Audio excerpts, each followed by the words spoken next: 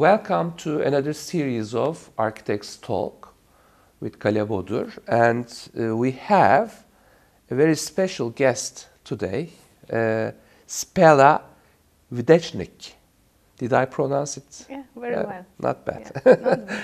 Welcome to Turkey, welcome to Istanbul, welcome to our program. We are very happy to be with you, and I think you will have a kind of a lecture afterwards. Yes. You are a quite well-known architectural figure, especially in Turkey, and I'm sure there will be lots of people joining this lecture.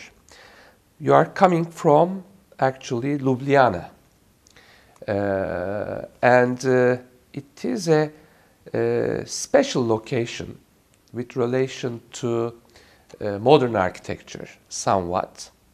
And accidentally I had a chance to see some of Videcnik's work.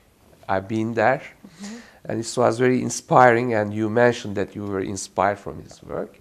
Could you briefly tell us about your architectural background, your office, and other information about you? Yes. So first, thank you for welcoming me here and nice words about us. Rukuman, my partner in the office, and myself, we actually met in the school in the first year. You are from the same faculty? Yeah. Yes, in Ljubljana. So we met in the first year when we were put together to do a first project together in the school. And this was a long time ago, and ever since then, somehow we stayed working together. So we have a long relation, friends, companions, and working partners. So basically, at that time, Slovenia was a young country. We got just independent. Basically, my first year of the school was where we had a 9 days long war in Slovenia for the independency. And so the time of independency brought a lot of new spirits, new energy, new visions. Economy was slowly kind of recovering. So by the end of our studies in Ljubljana, there was a lot of competitions going on, and their economy already somehow recovered. So we were young, we were really hardworking, we were really very, very much interested in architecture. We are very different from each other, but somehow as a team we work very well. So we entered a lot of competitions. What was good for us at that time was because the country was fresh, all system was kind of set up new, was that if you were young and inexperienced without, let's say, a big office behind, without bank guarantees, no one asked you to submit portfolio to be actually able to enter these competitions. So we were very lucky to win 3 major competitions just when we finished the studies. So one of them was a football stadium in Maribor, then it was a city museum, and our first housing. So, of course, there were big projects with a lot of money involved, and they didn't happen from the beginning. So the stadium was built about 10 years after the museum started to get in construction, 2 years after, and it was a long construction because it was on historical heritage. So this is how our office started.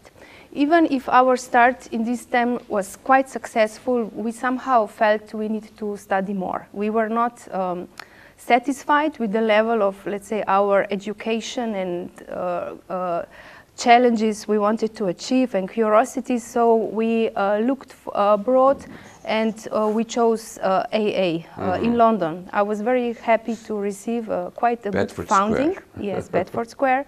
So we moved to Bedford Square and stayed there for about 2-3 years. Kind of met a lot of people. It's for us coming from a small country, it's a big change actually to live in a city like that. So it changed us quite a lot. We came back after lost many competitions just after we came back. Was it a peaceful continuity, or it was a kind of a radical change? No, you mean Slovenia? Slovenia to England, I mean to London. The education, the type of education, the architectural understanding. It was very different, but somehow Rok and myself we always feel a little bit, let's say, distant from the mainstream. Already at the university in Ljubljana that had a very classical education, we were trying to do our own path. In London, we got at that time in the program that was called Design Research Laboratory. So we studied with Patrick Schumacher, we had juries with Zaha Hadid, Rem Koolhaas came around, people like that. So this was important for us to basically know these people in person. But also we got distance to what was going on there. I mean, suddenly from very classical education, building models, thinking about structure and kind of, let's say, functional issues, you come to a very virtual world of worms and swans and like this kind of stuff. So in a way, we also were distant to what was going on there, trying to establish our own path. So I think the combination of everything made us what we are, what we think, and how we work. But at the end, what settled more? It's hard to say. It's really hard to say. I think London AA gave us mainly kind of ambition and kind of knowing that actually the world is small, and that even if you come from a small country like us, there are things you have to kind of take with you, let's say like that, and that in a way you are not afraid of working in any other country, getting in touch with any other culture, that in a way architecture for us, either it's in a very small scale or large scale, or working in Slovenia, let's say in an alpine village, or working in Manila in Philippines, it's actually, you can follow your own, the same philosophy. So I think this is what in a way we learned. So it creates a ground of encouragement. Exactly. Yeah, that's true. Yeah. Why do you call your office architects? That was actually Rok, my partner. When we were, like I explained, we were always quite hardworking. We love our work still now. We have a lot of passion for architecture. We, in a way, feel at home in our office. So basically, you know, we were like, okay, let's go to the office. So office was around, and this is how we are called. It's like really, yeah. It's very interesting. I mean, in my opinion, Ljubljana is in between West and rich Europe and, let's say, less rich or, I mean, non-European, or, I mean, lands trying to become European or something like it's just in between. Do you feel that in-betweenness in terms of, I mean, experiencing the city, architecture, and maybe work experience? Yes, I think a lot. I mean, Ljubljana was already historical, always somehow under the influence either of Austro-Hungarians or Italy. We had Roman culture. We even have Turk in Ottoman time inviting us.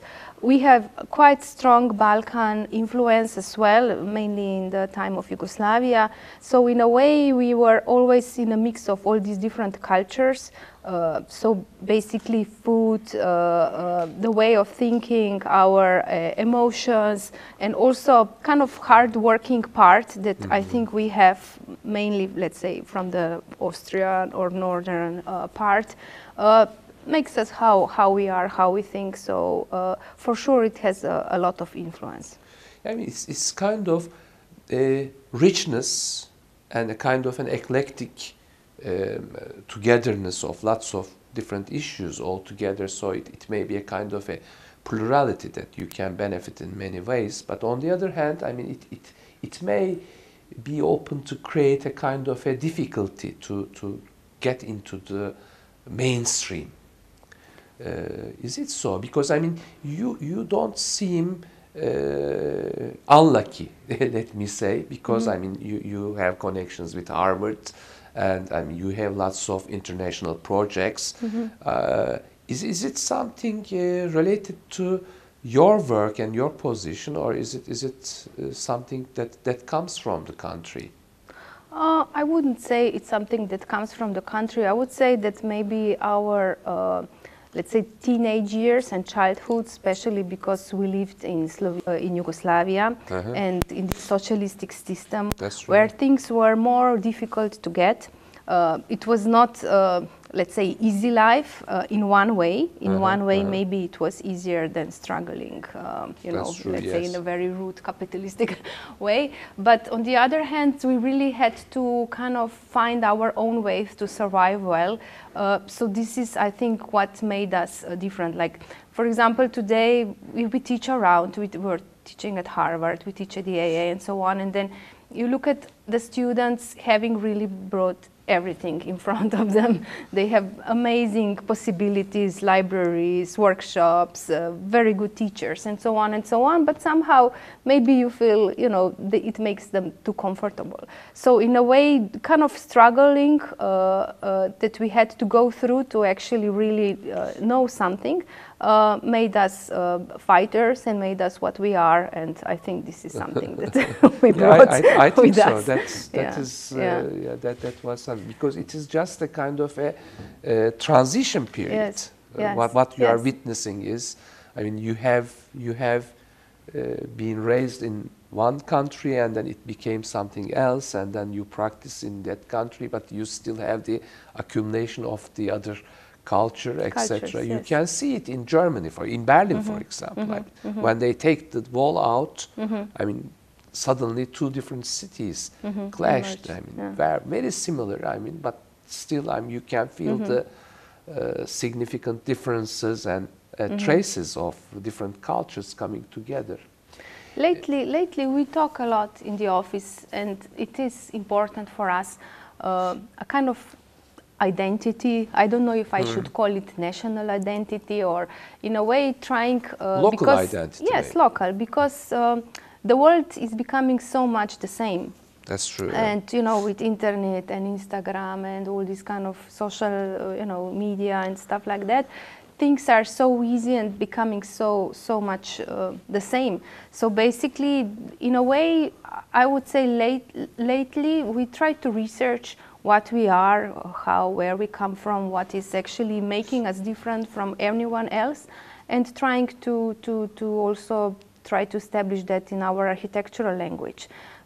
Here, I mean, it's hard for me, of course. Videcnik was a genius in many senses, but this is in a way what he was doing in that time, like really in this stream of modernism, where everyone was kind of taking a kind of global language. He managed to stay very special and very much taking inspiration from very local materials elements. and details, yes, exactly. especially. And this is in a way, elements, what we admire very much of him, and in a way what we would maybe like to somehow become in some way. In your lecture, you said that he's the only one who has been published in a national money, banknote. Exactly, yeah. But Sinan also had been published in Turkey. Oh, really? Oh, yes. Okay. He's a, it's actually, as far as I know, I have to check maybe. Yeah, okay. Actually, that is very important. I mean, that is an issue on the table. We are discussing with my students a lot about this identity crisis, and anything comes with a kind of a, let's say, virtual globalization, and I mean the similarity of the production and the template-wise production of mainstream. I mean, even the sense and the maybe adjective of contemporary has been squeezed to a kind of a template. So I mean, I think locality in a broader sense is a kind of a referential, let's say, point that you can trust, or you can investigate, you can research on, and not in a naive meaning, but it's a kind of a, I mean, looking at the sources of the things. So I think when I look at it, it is visual in your work. I think in many of your work, though they are very different from each other. And they don't have a kind of a artificial language-based continuity, which is, I think, very important. So they have a contextuality, either referring to the site or other problematic issues, but they have a kind of a referential system that you can feel which can change throughout the projects. Sometimes it becomes monumental, sometimes it becomes very modest, and I don't know whether I can read it in a correct way, but I have to look at many of the projects. In that sense, I think you said somewhere you like the glass house in desert. That is one of the projects you like best. Yes. Is it? Not the best, but yeah, if you ask me if I, have to tell you Is which it projects the one I which enjoy. represents you best, maybe? Hard to say. Maybe in some way, yes, Yeah. but not in all senses. Yeah, for sure. which ways does it represent you? In which way? It represents because, in a way, we in that particular project, we took kind of extreme conditions of the desert and trying to work with completely contrast material that doesn't really belong there. It's a glass. So in a way, we try to challenge that glass in all senses, meaning structurally, in terms of thermal performance, in terms of how you can create a small interior using glass that in a way it reflects the transparencies and Tectonic impact. all this stuff. So basically, in a way, if you ask me what is our approach, we always try to find challenges that come really either from the site, like you mentioned, either from weather conditions, and also we try to think very functionally, and also structure is important, makes important role in all our projects. So in a way, combining these elements, I think are quite visible in this project. Although it was put on a kind of plain site, I mean, it's a kind of siteless thing that you can put anywhere in the desert. So there is not really something you can grasp on. So we kind of, all these things that try to determine how the building should look like, we try to find in other aspects. So, yeah. I think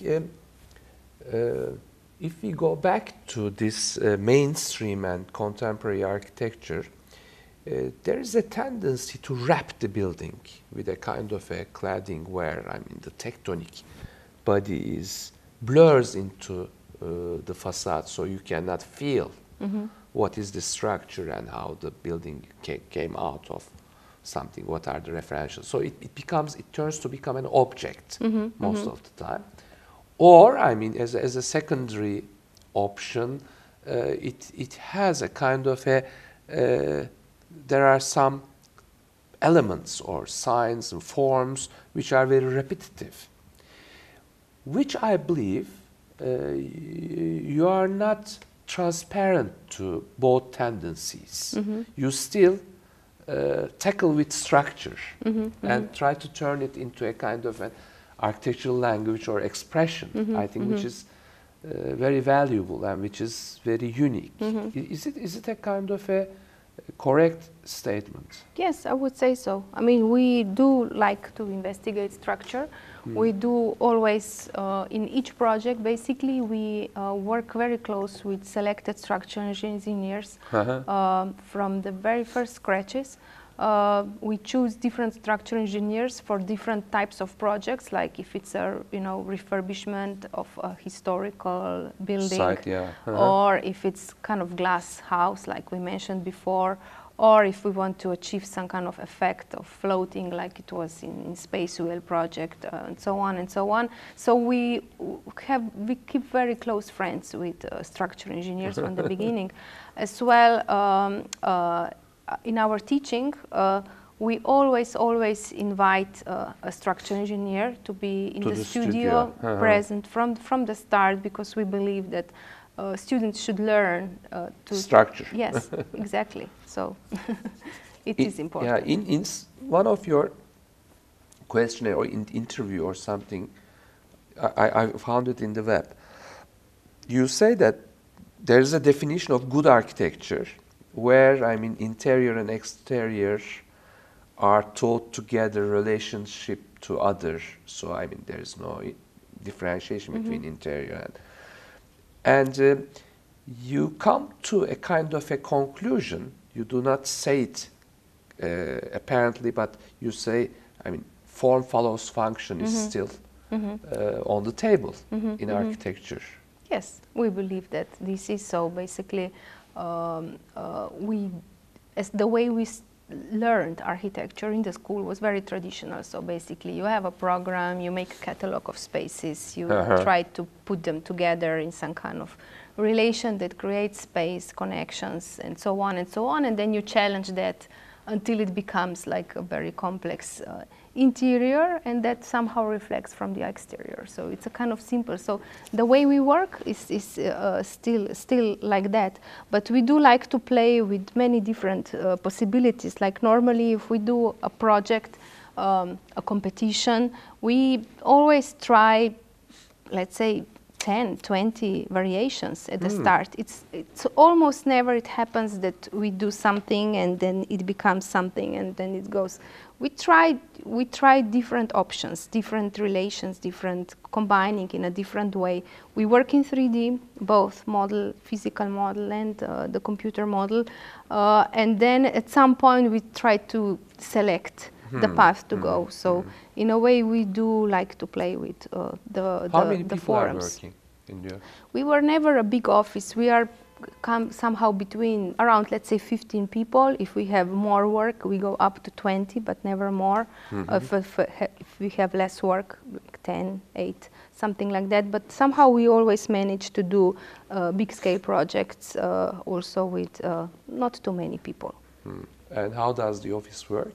The way the architecture offices work in our country is that in a way you have to develop project from the first part, even briefed together very often with the client because they don't know exactly what they want, how economy will behave, how much it costs and so on, to the very end detail, also being involved in the tender procedure to choose contractor, going on a site, and also being at the end when the building is kind of, has all the final technical exams. So in a way we have to also get the construction permits, get all the permits. So there's a lot of bureaucracy, unfortunately, that we don't enjoy, but somehow it's part of the work and you have to do it if you want, that your building gets approval of, let's say, heritage or kind of national preservations and so on and so on.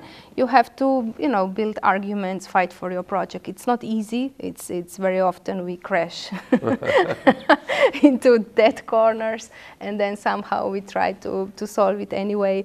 But it's part of the work. So this is how we work, and then we have to have external consultants for structure, MEP, fire, and so on and so on. And we have a team of people that we normally select.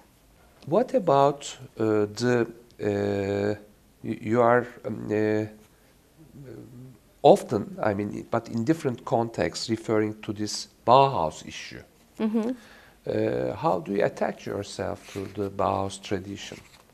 Bauhaus for us, I mean, it's a tradition because basically our first education was very, very much based on the Bauhaus principles. So we did basically learned in a way like a Bauhaus. Was it general to former Yugoslavia or Ljubljana, or just your school? I think it was our school mainly. Yeah, like really, it's kind of really modernism. I mean, and then Bauhaus kind of approach was part of it.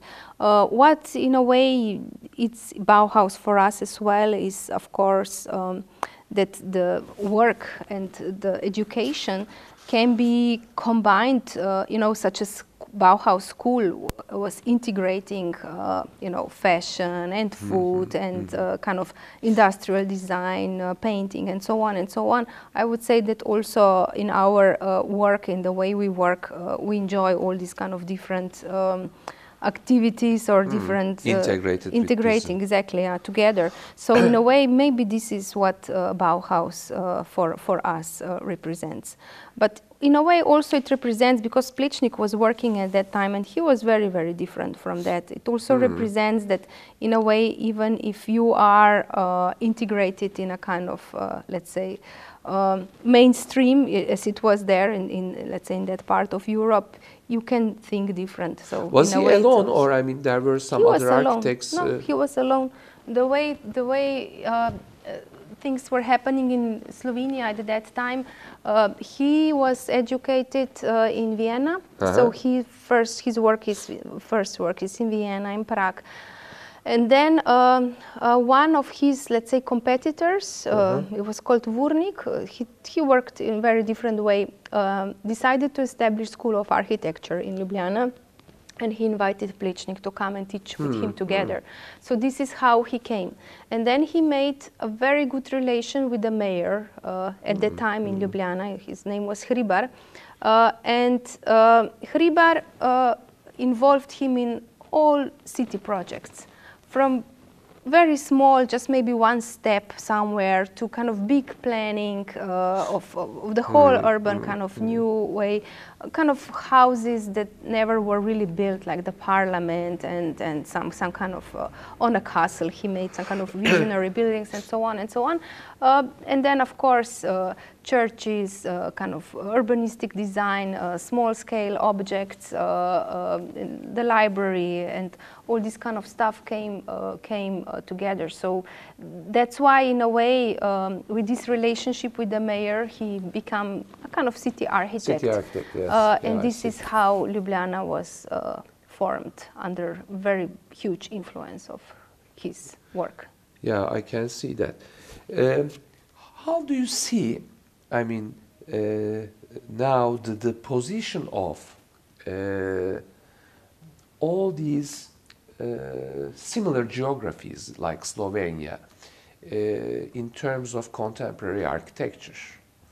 I mean, what is the significance in terms of the architects and the architecture produced? You mean how we differentiate from the others, or contribution to the global to global things. Scale? Yeah. Maybe what is different, let's say, in my generation, is that not just our office, but maybe there are 3, 4, 5 other offices. International scale. International scale, but Slovenian, small scale though, because everything is small in Slovenia, that had, let's say, similar start. The way I explained before, what made us possible to start so young, and actually we built first buildings really young. I mean, when we were, I don't know, 34, 35, we already had a kind of quite number of buildings, yeah, portfolio, and it was the same with them. So in a way, what was good, and I think what built up, let's say, recent contemporary architecture in Slovenia, is that there was all this fresh spirit inside, and education. We all, at least a year or two, studied abroad and come somewhere and came back, brought that kind of knowledge and visions from mainly from the West back to Slovenia, and I think that's what makes us different. That in a way we started so young in building really bigger scale real buildings.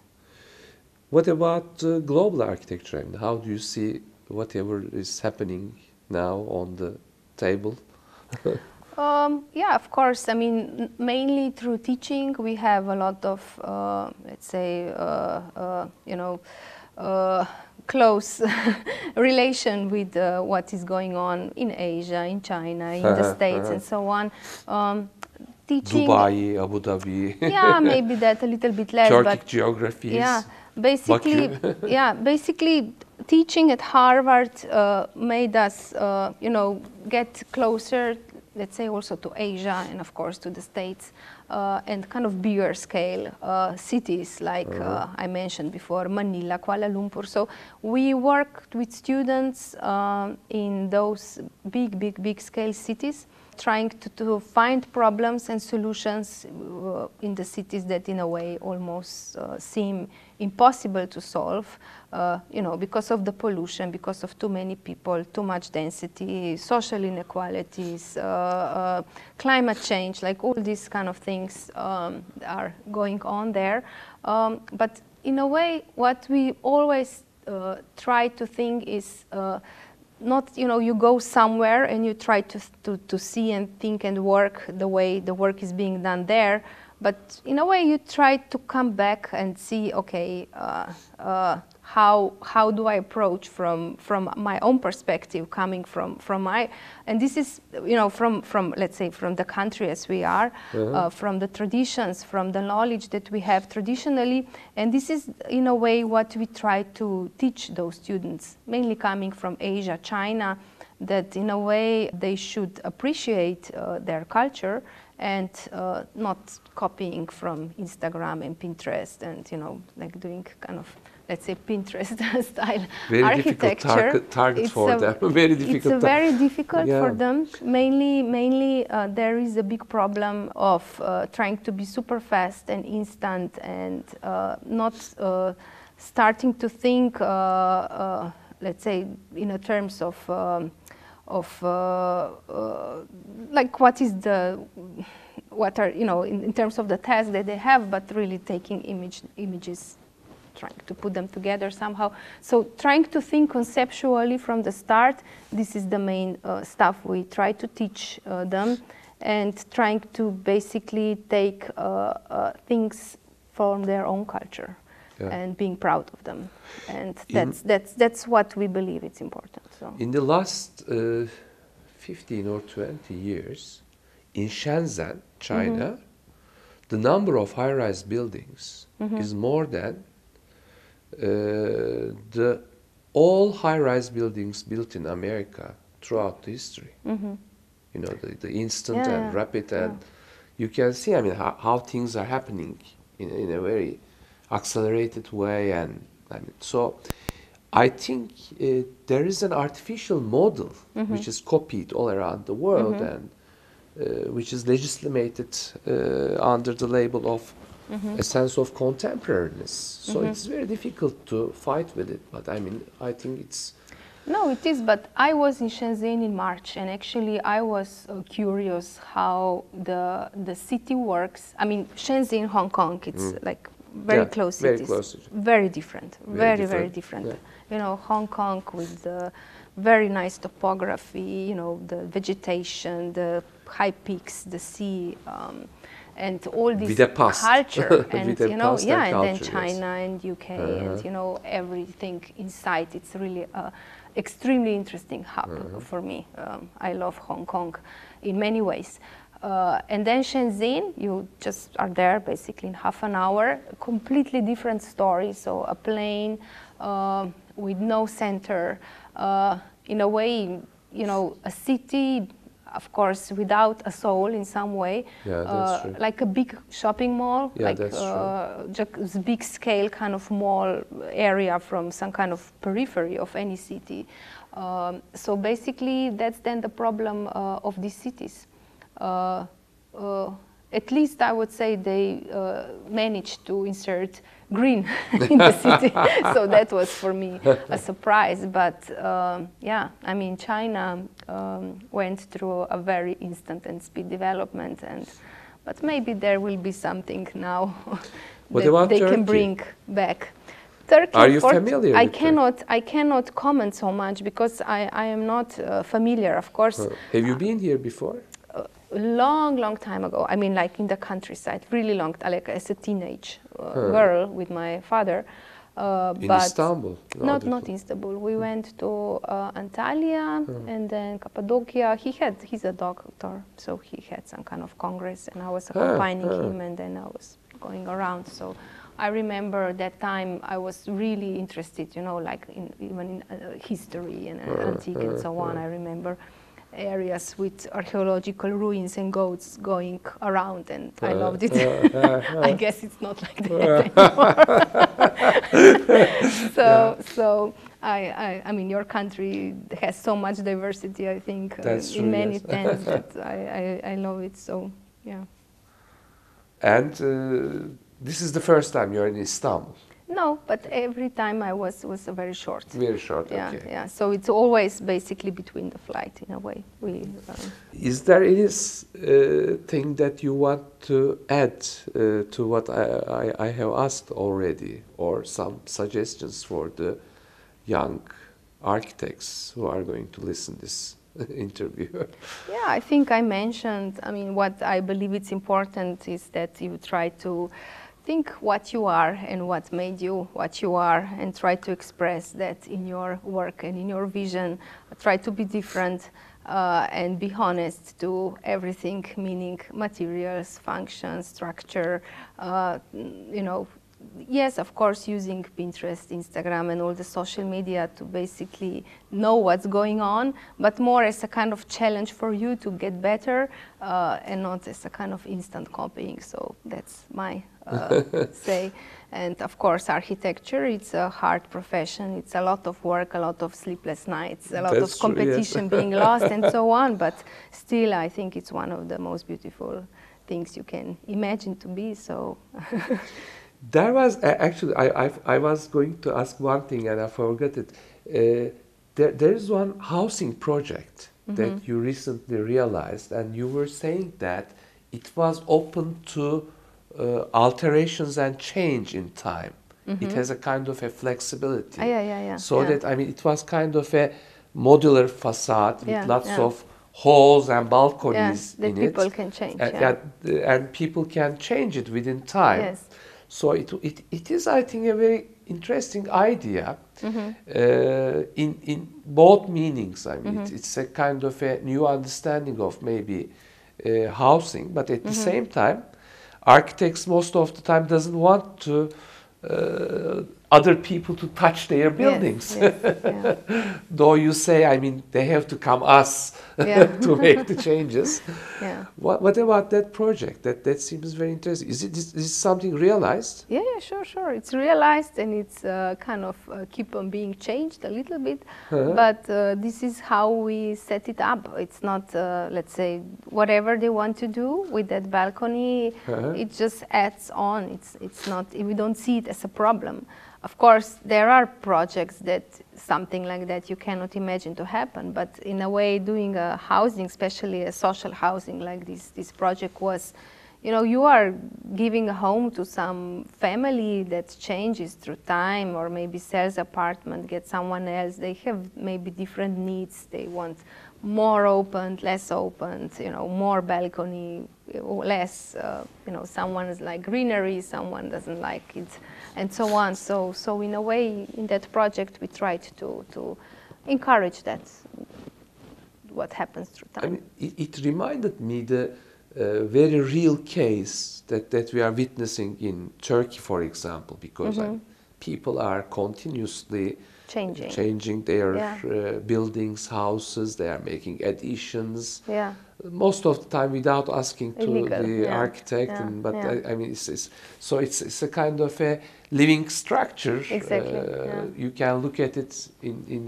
humanitarian position, or I mean, you can be very conservative in terms of architecture, but it's a kind of a significant issue to be considered. Yes. I think that was why it is important. What is on the table now? I mean, is there an exciting project? Yes. Actually, we just finished one music school in Ljubljana, but it's an old historical building next to Plečnik's library. Then we did kind of one family housing, which we all love to do as well. They always bring minors, but for us, making a house is essential. It's why we became architects in a way those years back, right?